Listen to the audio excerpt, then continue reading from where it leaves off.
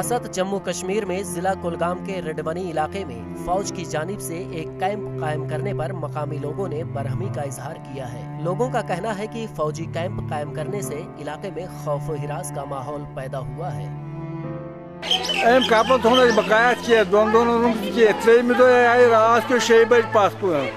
मस्जिद मज नमाज पढ़ित निमो तुल तूफान मकान गाड़ियन घर वाले 4 लड़के छकल लकुट बच्चे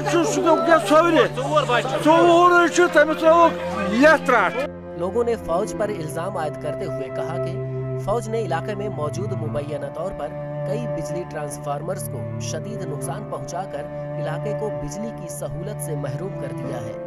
अलावा अजीज लोगों ने इमलाक को नुकसान पहुंचाने और नौजवानों के साथ मारपीट का भी इल्जाम आयद किया। लोगों का मानना है कि इलाके में फौजी कैंप की मौजूदगी से लोग जहनी तनाव का शिकार हो जाते हैं, जिससे बकौल उनके मामूलात जिंदगी मुतासिर हो जाती है। वारिया लड़कन एग्जाम बचन तिमन यह पार्न दिवान साड़न कहन तक शाम चन शेलिंग चलान बना नबर नीर मचन कोर डैमेज मचन लगाया गोल आब तान नुक पावर नुक कर मुश्किल। लोगों ने गवर्नर इंतजामिया से फौजी कैंप को इलाके से हटाए जाने की अपील की है।